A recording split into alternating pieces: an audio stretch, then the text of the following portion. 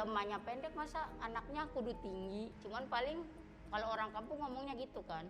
Emang dari awal udah curiga. Dilihat dari teman-temannya gitu ya, seumurannya anak saya emang rada pendek. Ya jadi pas dikasih tahu nggak terlalu kaget, cuman Apa itu stunting? Angka prevalensi stunting Percepatan penurunan stunting tahun. Stunting merupakan kondisi gagal tumbuh pada balita akibat adanya kekurangan gizi kronis sehingga terlalu pendek untuk usianya. Tidak hanya selalu berkaitan dengan gambaran fisik, ciri-ciri anak yang stunting juga terlihat dari kurangnya kemampuan kognitif, kurang ceria, dan tidak banyak bersosialisasi dengan orang-orang di sekitarnya. Kekurangan gizi dapat terjadi dimulai dari masa kandungan hingga usia 2 tahun atau yang disebut dengan 1000 hari pertama kehidupan, yang mana itu merupakan masa emas kehidupan pertama seorang anak. Gagalnya pemenuhan gizi di periode tersebut akan menyebabkan anak menjadi stunting yang akan terlihat ketika mereka berusia 2 tahun. Data dari riset kesehatan dasar tahun 2018, prevalensi stunting secara nasional adalah 30,8%. Prevalensi. Oke, sebentar. Prevalensi adalah sebuah istilah yang banyak digunakan dalam ilmu epidemiologi yang bermakna jumlah keseluruhan kasus penyakit yang terjadi pada suatu waktu tertentu di suatu wilayah. Jadi artinya 30,8% dari total balita di Indonesia mengalami stunting, atau dengan kata lain, 1 dari 3 balita Indonesia stunting. Angka ini semakin membaik dari tahun ke tahun.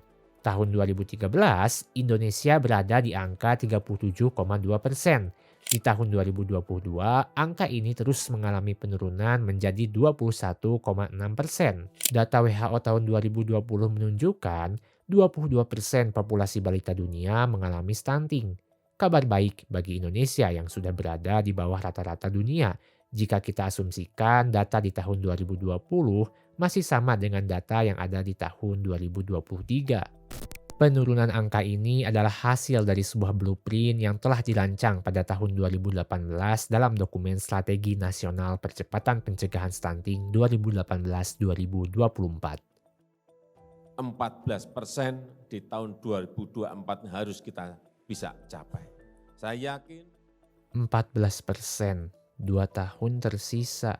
Artinya harus turun 3,8% per tahun selama 2 tahun berturut-turut. Apakah menurunkan angka stunting sepenting itu? Jepang memberantas stunting pada skala nasional antara tahun 1948 dan 1986 dengan prevalensi stunting turun dari 50% menjadi 5,7% selama periode 40 tahun tersebut. Sementara Cina dengan jumlah penduduk yang demikian besar memiliki nilai prevalensi stunting di angka 4,8% pada tahun 2017. Dalam rentang waktu 100 tahun, pria di Korea Selatan tumbuh 15 cm lebih tinggi dan 20 cm bagi wanita. Sekarang pertanyaannya, bagaimana Indonesia sebagai sebuah bangsa dapat bersaing baik secara fisik maupun kognitif jika manusia-manusianya tidak didesain sejak masa kandungan? Intervensi diperlukan. Yang paling sederhana adalah intervensi dalam pemenuhan gizi dan edukasi. Salah satu penyebab dasar dari stunting berkaitan dengan tingkat pendidikan dan pendapatan rumah tangga. Kejadian stunting pada balita terjadi lebih banyak pada ibu berpendidikan rendah. Hal ini dikarenakan pendidikan ibu yang rendah akan mempengaruhi kurangnya kemampuan ibu dalam memilih makanan yang bergizi dan seimbang. Sedangkan pendapatan keluarga berkaitan dengan kemampuan ekonomi untuk pemenuhan kebutuhan gizi pada keluarga. jumlahnya kita lihat ada semuanya. Ini kalau jumlah yang ada ini semuanya bisa kita miliki by name, by address-nya, lebih mudah sekali untuk menyelesaikan. Karena sasarannya jelas, siapa. Yes, setuju. Door to door. Agen terdepan untuk melakukan penyuluhan terkait stunting ke masyarakat adalah puskesmas, posyandu, maupun kader kesehatan. Mereka yang bersentuhan langsung dengan kesehatan masyarakat inilah yang berperan penting dalam mengentaskan stunting. Indonesia saat ini merupakan salah satu negara dengan prevalensi stunting yang cukup tinggi dibandingkan dengan negara-negara berpendapatan menengah lainnya.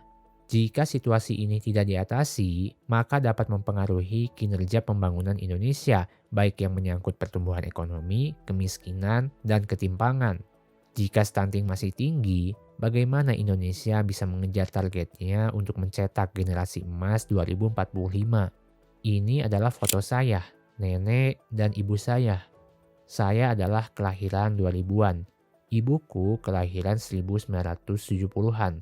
Dan nenek saya kelahiran 1950-an. Perbedaan tinggi kami mungkin bisa disebabkan oleh perbedaan kelamin. Sayang saya tidak punya foto bersama ayah dan kakek saya. Tapi setidaknya ini memberikan gambaran bagaimana manusia Indonesia tumbuh di setiap generasinya. Maka saya rasa Indonesia masih berada di jalur yang benar. Bersamaan dengan pembangunan infrastruktur fisik dan pengembangan sumber daya manusia, kita sedang menuju mencetak generasi penerus bangsa yang sehat, cerdas, kreatif, dan produktif.